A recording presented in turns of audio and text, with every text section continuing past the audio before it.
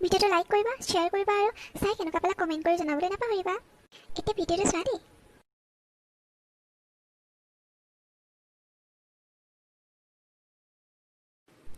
ঐ কিমান TV centre পঢ়িয়া শুনিছানে? পঢ়িবলৈ আহিবলৈ কৈছোঁ, আহিবিনে পঢ়িবলৈ? অ' মা, তুমিতো টিভি চোৱাৰ সময়ত কেলৈ চিঞৰ বাখৰ কৰি থাকা? কিহৰ চিঞৰ বাখৰ কৰিলোঁ মই হা? তোক মই পঢ়িবলৈহে আহিবলৈ কৈছোঁ, তই যে মোক যে চিঞৰ বাখৰ কৰিছে বুলি ক'লি। লকডাউন হ'ল বুলি কি পঢ়া শুনা চব বাদ দিব লাগে নি? হে কেলৈ পঢ়িবলৈ নাহ?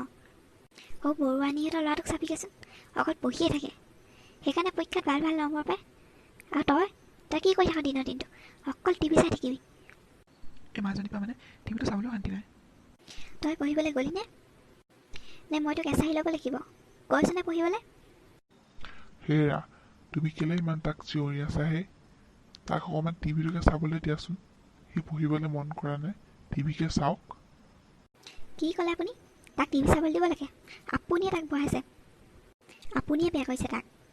সোনকালে তই টিভি অফ কৰ আৰু পঢ়িবলৈ যা। শুনিছনে নাই কি কৈছোঁ? আৰু আপুনিও পাৰে যদি তাক অকণমান পঢ়াত চাই দিয়ক, এনেই বহি থাকিব নালাগে। হেৰা, সি মন গ'লে পঢ়িব নহয়। কিয় ইমান জোৰ কৰি পঢ়িবলৈ পঠাইছানো তাক? চাওকচোন দিয়া অকণমান, কিমান সময়নো টিভি চাবহে। এই বাপেক পিতেকে মিলি মোৰ মূৰটো খাইছে আৰু শান্তি নাই জীৱনত। কাকো একো নকওঁ, যোনে যি কৰ কৰি থাক, পিছত নিজে পস্তাবি। কাকো একো নকওঁ, তই টিভি চাই থাক। পৰীক্ষা যেতিয়া বেয়া নম্বৰ পাবি তেতিয়া গম পাবি দেই।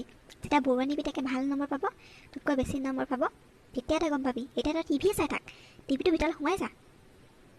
স্কুললৈ যাওঁতেও টিভিটো বেগত ভৰাই নিবি, তেতিয়াহে যদি তোৰ হেঁপাহ পলায়। উফ, মোৰ মূৰটো ঘূৰাই গৈছেগৈ আৰু দেই, অকণমান শুইয়ে দিমগৈ।